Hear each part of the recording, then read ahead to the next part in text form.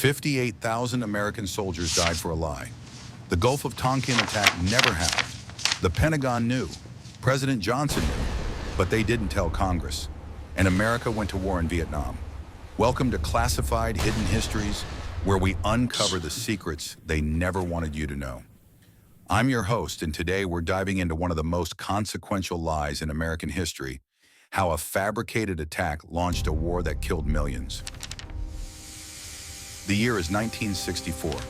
President Lyndon B. Johnson sits in the Oval Office, facing a problem that threatens his political future.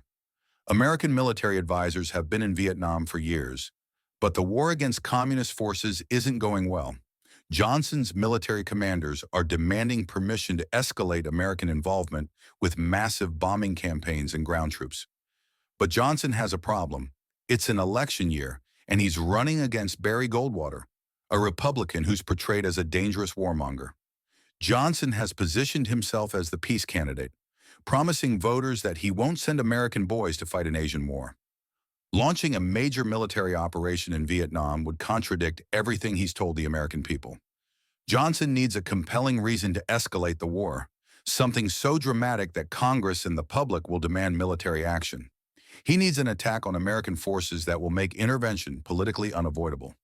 The problem is that North Vietnam shows no interest in attacking American ships. They're focused on fighting South Vietnamese forces, not provoking a superpower confrontation. Enter the USS Maddox, an American destroyer conducting electronic surveillance operations in the Gulf of Tonkin, just off the coast of North Vietnam. The Maddox's mission is classified, involving support for South Vietnamese commando raids against North Vietnamese targets. The ship patrols international waters, gathering intelligence on North Vietnamese military communications and radar systems. On August 2, 1964, 3 North Vietnamese patrol boats approached the Maddox in international waters. What happens next is disputed. The U.S. claims unprovoked aggression, while North Vietnam says they were responding to American-supported attacks on their territory. Regardless of who fired first, the engagement is brief. The Maddox suffers minimal damage, and the North Vietnamese boats retreat. The August 2nd engagement provides Johnson with an opportunity, but it's not quite dramatic enough to justify major escalation. The incident was relatively minor, a brief exchange of fire with no American casualties. The Maddox wasn't in any real danger, and the North Vietnamese quickly disengaged when American air support arrived.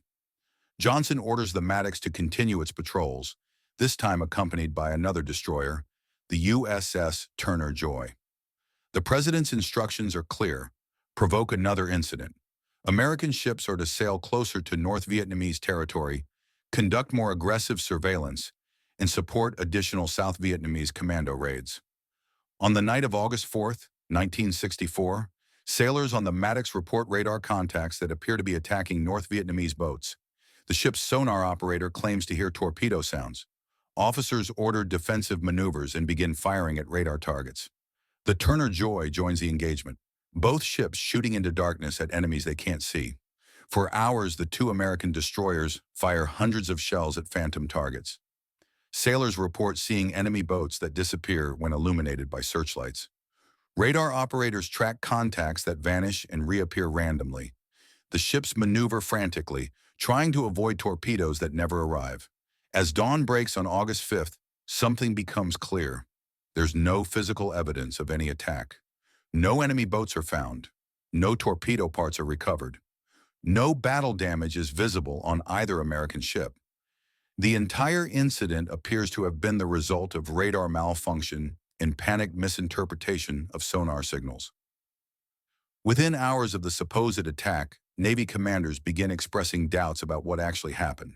Captain John Herrick, commander of the destroyer patrol, sends a message to Pacific Fleet headquarters. Review of action makes many reported contacts and torpedoes fired appear doubtful. Freak weather effects and over-eager sonarman may have accounted for many reports. No actual visual sightings by Maddox. Suggest complete evaluation before any further action. This message should have stopped the escalation in its tracks. The commander on the scene is saying there probably wasn't an attack at all. But by the time Herrick's doubts reach Washington, the political machinery is already in motion. President Johnson has been briefed about the supposed attack and sees his opportunity. This is the dramatic incident he needs to justify escalation. He orders immediate preparation for retaliatory airstrikes against North Vietnam. He begins drafting a congressional resolution that will give him unlimited authority to wage war in Southeast Asia. Defense Secretary Robert McNamara receives Captain Herrick's message expressing doubts about the attack, but chooses not to share this information with Johnson or Congress. McNamara knows what the president wants to hear, and he's willing to provide it regardless of the facts. When military officers express concerns about the uncertain evidence, McNamara dismisses their objections. On the evening of August 4th, just hours after the supposed attack, Johnson appears on national television to announce that American forces have been attacked by North Vietnamese boats in international waters. He describes the incident as unprovoked aggression requiring immediate military response. He makes no mention of the doubts expressed by the commanders who were actually present. On August 5, 1964, American warplanes launched the first bombing raids against North Vietnam since the Korean War ended. Dozens of planes attacked North Vietnamese naval bases and oil storage facilities, killing an estimated 200 people. Johnson presents these attacks as justified retaliation for North Vietnamese aggression. 2 days later, on August 7th, Johnson presents Congress with the Gulf of Tonkin Resolution, a document giving the president authority to use military force in Southeast Asia without declaring war. The resolution is based entirely on the claim that North Vietnam has conducted unprovoked attacks against American forces. Congressional debate on the resolution is brief and overwhelmingly supportive. Senators and representatives compete to express their outrage at North Vietnamese aggression and their support for American military response. Only 2 senators vote against the resolution: Wayne Morse of Oregon and Ernest Gruening of Alaska. Both are immediately labeled as unpatriotic and soft on communism. What Congress doesn't know is that the Johnson administration is deliberately withholding critical information. Lawmakers aren't told that the USS Maddox was conducting espionage operations in support of South Vietnamese attacks on North Vietnam. They aren't informed that the ship's commander has expressed serious doubts about whether the August 4th attack even occurred. Most importantly, they aren't told that NSA intercepts have found no North Vietnamese communications ordering or acknowledging any attack on August 4th. The intelligence community's most sophisticated monitoring systems have detected nothing to support the administration's claims, but this information is classified and kept from Congress. Within weeks of the Gulf of Tonkin Resolution passing, doubts about the August 4th incident become impossible to ignore within the intelligence community. NSA analysts reviewing North Vietnamese communications find no evidence of any attack. Navy investigators examining radar and sonar recordings conclude that the Maddox and Turner Joy were likely firing at false targets caused by equipment malfunction. But by this time, the political consequences of admitting the truth are too severe. The Johnson administration has launched a bombing campaign and secured congressional authorization for war based on an incident that probably never happened. Revealing that the August 4th attack was imaginary would be a political disaster that could destroy Johnson's presidency. So the truth is systematically suppressed.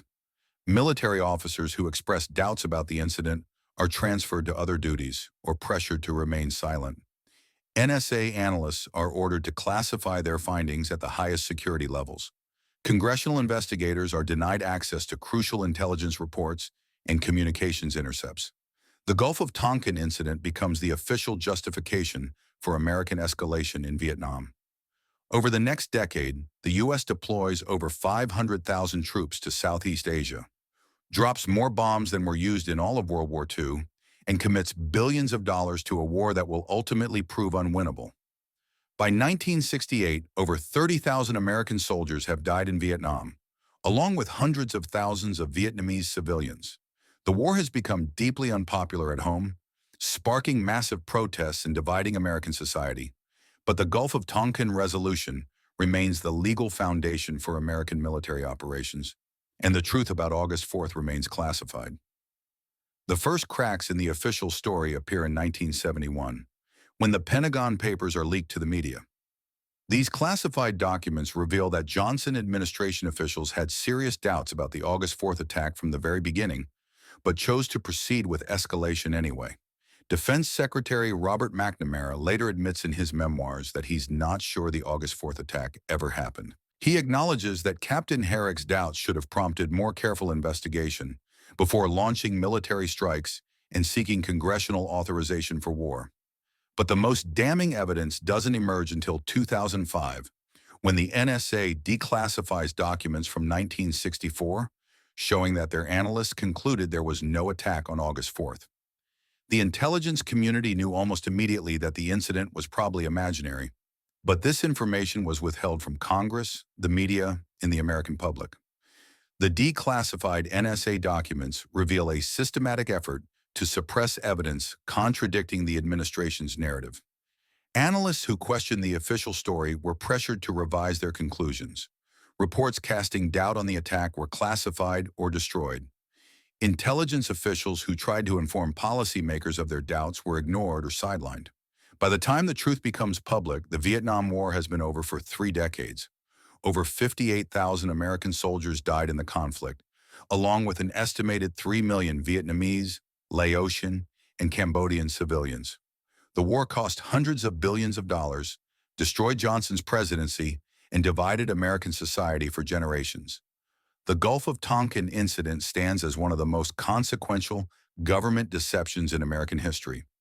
A fabricated attack launched a war that killed millions, bankrupted the nation, and shattered public trust in government for generations. The incident reveals how easily democratic oversight can be circumvented when executive officials are willing to deceive Congress and the public. The Gulf of Tonkin Resolution gave Johnson unlimited war powers based on false information that administration officials knew was unreliable. Perhaps most disturbing is how long the truth remained hidden. For 4 decades, the U.S. government maintained that the August 4th attack was real, despite knowing from the beginning that the evidence was questionable at best. Generations of Americans grew up believing a lie that sent their fathers and brothers to die in an unnecessary war. The techniques used to fabricate the Gulf of Tonkin incident have been repeated in subsequent conflicts. False or exaggerated claims about weapons of mass destruction in Iraq, misleading intelligence about terrorist threats, selective declassification of information to support predetermined policy objectives. The pattern established in 1964 continues to shape American foreign policy today. The victims of the Gulf of Tonkin extend far beyond the battlefield. American families who lost loved ones in Vietnam, Vietnamese civilians whose villages were destroyed, veterans who returned home to face protests and neglect, an entire generation whose faith in democratic institutions was shattered by government deception. The next time you hear government officials claim that military action is necessary to respond to enemy aggression, remember the Gulf of Tonkin. Remember that American leaders once launched a war based on an attack that never happened, and kept that truth hidden for 4 decades. Remember that democratic oversight is meaningless when citizens can't access accurate information about government actions. The Gulf of Tonkin Resolution demonstrated how easily Congress can be manipulated into authorizing war when the executive branch controls the flow of intelligence information. This is Classified Hidden Histories, where we uncover the secrets they never wanted you to know. Because understanding how our government has deceived us in the past helps us recognize and resist such deceptions in the future. The declassified Gulf of Tonkin documents are available for public review at the National Security Archive. Every American should read them, not to promote cynicism about government, but to understand the importance of maintaining democratic accountability over decisions of war and peace. In the end, the Gulf of Tonkin incident is a story about the price of executive deception and the fragility of democratic oversight. 58,000 American soldiers and 3 million Vietnamese paid that price with their lives. The question for every generation is whether we'll demand the transparency and accountability necessary to prevent such tragedies from happening again.